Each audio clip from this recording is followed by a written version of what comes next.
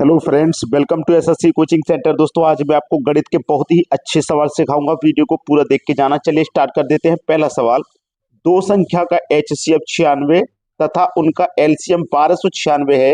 यदि एक संख्या 884 है तो दूसरी संख्या क्या है? इस सवाल को करने के लिए एक फॉर्मूला होता है, वो फॉर्मूला मैं यहाँ पे लिख देता हूँ। पहली संख्या गुने दूसरी संख्या बराबर एलसीएम गुने एचसीएफ। इस फॉर्मूले को आप याद जरूर कर लेना। इस फॉर्मूले पर हमेशा एग्जाम में सवाल आता है इस तरीके का। तो उसने बोला है एक संख्या 864 है। एक संख्या 864 का मतलब है पहली संख्या 864 है, ठीक है। दूसरी संख्या क्या है? दूसरी संख्या हमको निकालनी है। एलसीएम दिया गया है 1296 और एचसीएफ दिया गया है 96। ये सवाल है, ठीक है। चलिएगा, हमें दूसरी संख्या निकालनी है बराबर 1296 गुने 96। ये कहाँ जाएगा? इधर आके मल्टीप्लाई में आ जाएगा 864, ठीक है। अब ध्यान से समझना, ये क्या है हमारे पास? 96 है और ये क्या है हमारे पास? 864 है। तो मैं 96 से अगर 864 को कटाऊं तो कितनी बार में कट जाएगा? ठीक है, 96 से 864। चलिएगा, सबसे पहले 9 से कटाऊंगा। 9 अट्ठे 72, 9 ने 81। अगर 9 से कटाऊंगा तो 9 बार में कट जाएगा 81 का मतलब है 90 से कटाया मैंने 81 को तो 810 बार में कटाया। और 6 निम 54 कट गया। 810 में जोड़ दो 54 तो ये 864 ही तो हो जाएगा। 810 में 54 जोड़ेंगे 864। तो ये कितनी बार में कट गया? 96 से 864 कट गया 9 बार में, ठीक है। और 9 से फिर इसको कटा दीजिए। 9 एक कम 9, 3 बचेगा। 3 में 9 लगा दो तो 39, ठीक है। 9 चौक 36 हो जाएगा। 39 में 36 कट गया, 3 बचा। 3 में 6 लगा दो 36, फिर से 9 चौक को 36, 144 बार में कट गया। 144 दिया गया है डी ऑप्शन में। ये सवाल का बिल्कुल सही जवाब है। अब देखते हैं अगला सवाल। अगला सवाल है, निम्नलिखित समीकरण में प्रश्नवाचक के स्थान पर क्या आएगा? ये समीकरण है, प्रश्नवाचक के स्थान पर पूछा है। तो प्रश्नवाचक देखो यहां भी है और यहां भी है, ठीक है। चलिएगा, इसको जब सरल करेंगे तो हमें करना क्या है, इस बात का ध्यान रखना है। सबसे पहले देखिए, ये हमारे पास 48 है और ये 32 है। दोनों ही जगह क्वेश्चन मार्क है और दोनों ही जगह वर्गमूल में है। दोनों जगह है ना, तो हम इस क्वेश्चन मार्क को दोनों जगह से कॉमन ले लेंगे।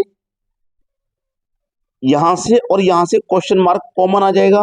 जब क्वेश्चन मार्क कॉमन आ गया तो क्या बचा आपके पास? ये 48 प्लस ये 32 बचा, बराबर में है 320, ठीक है।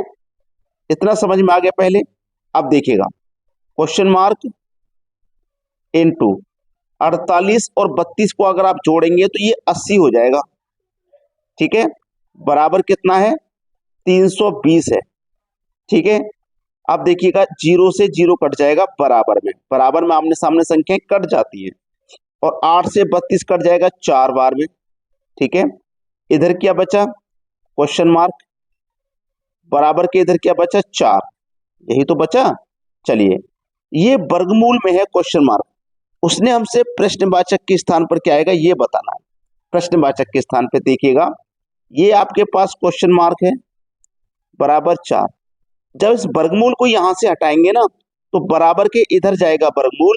तो वर्गमूल का मतलब है इधर आके ये स्क्वायर आ जाएगा। बराबर के इधर आके स्क्वायर में बदल जाएगा। तो क्वेश्चन मार्क बराबर 4 का स्क्वायर। अब क्वेश्चन मार्क बराबर 4 का स्क्वायर कर दो तो 16 होता है। बस प्रश्नवाचक का हमें मान बताना था जो कि 16 है, पहले ऑप्शन में दिया गया है। ये सवाल का सही आंसर है। अब देखेंगे अगला सवाल। अगला सवाल है, यदि x के बटे में वर्गमूल में 128 बराबर वर्गमूल में 162 बटे में x है तो समीकरण में दोनों x के स्थान पर क्या आना चाहिए? x के स्थान पर। आपको इस तरीके की संख्या देख के क्रॉस मल्टीप्लाई करने का मन करता है कि नहीं करता? इस तरीके की संख्या हो तो क्रॉस मल्टीप्लाई होता है।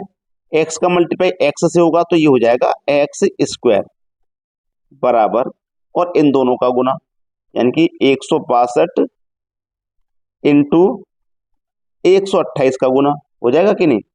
चलिए, एक्स स्क्वायर बराबर, अब देखो वर्गमूल का गुना वर्गमूल से होगा तो दोनों संख्याएं एक ही वर्गमूल में आ जाएंगी। एक ही वर्गमूल में आ जाएंगे। 162 को हम क्या लिख सकते हैं, 81 गुने 2 162 होता है, मल्टीप्लाई 128 को लिख सकते हैं, 2 का मल्टीप्लाई 64 से करो तो 128 हो जाएगा। तो हम 128 को इस तरीके से लिख सकते हैं, और वर्गमूल का गुना वर्गमूल से हो रहा तो ये एक ही वर्गमूल में आ जाएगा। अब देखिएगा एक्स स्क्वायर, अब यहां पे मैं सीधे क्या करता हूं, इस वर्ग से ये वर्गमूल कट जाएगा, कट जाएगा कि नहीं कट जाएगा, तो केवल एक्स बचा बराबर, इधर बचा आपके पास, यहां पे समझना 81 है, 81 का अगर हम वर्गमूल करते हैं तो 9 आ जाएगा, 2 का और 2 का गुना करा 4, 4 का वर्गमूल किया तो 2 आ जाएगा, 64 का वर्गमूल किया 64 का, तो 64 का वर्गमूल किया तो 8 आ जाएगा। ठीक है, चलिएगा देखिएगा, अब यहाँ पे x का मान निकालना आसान हो गया, 8 का 2 से करो 8 दूनी 16, 16 निम्मा 144, 144 यहाँ पे आ गया x का मान, जो कि हमारे सी ऑप्शन में दिया गया है। ये सवाल का बिल्कुल सही जवाब है। ठीक है, अब देखते हैं अगला प्रश्न। अगला प्रश्न, 18 आदमी एक काम को 7 दिनों में कर सकते हैं, तो 15 आदमी इस काम को कितने दिनों में करेंगे। एक फॉर्मूला होता है M1 D1 बटे में W1 बराबर M2 D2 बटे में W2।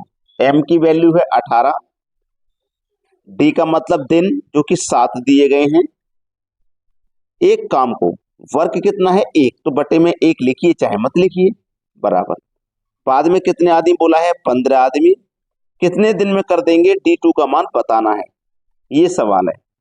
देखिए अगर मैं इसको कटाऊंगा 3 पंजे 15, 3 6 18 कट जाएगा ना, बराबर में आमने सामने, 6 सत्ते 42, इधर कितना है 5 का गुना D2 से कर दीजिए।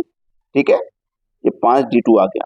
अब यहाँ पे हम क्या करेंगे, 5 से कटाएंगे इस 42 को, तो 5 अट्ठे 40 हो गया, 2 बचेगा नहीं जाएगा, 10 में लगेगा, तो इधर 20 हो जाएगा, 5 चौको 20, तो D2 का मान कितना आ गया है 8.4। 15 आदमी कितने दिन में करेंगे, 8.4 दिन में, 8.4 दिया गया है सी ऑप्शन में, ये सवाल का सही जवाब। चलिए अब देखते हैं अगला सवाल। अगला सवाल, 1200 के 5/8 का 74% क्या होगा।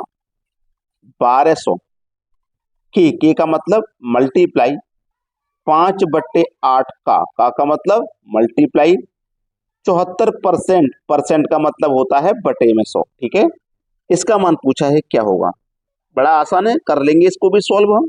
चलिएगा सबसे पहले तो हम ये 2 जीरो से ये वाले 2 जीरो कटा देंगे। ठीक है, 4 दूनी 8, 4 तिया 12 कटा देंगे। ठीक है, 2 से कटा देंगे 74 को 37 बार में।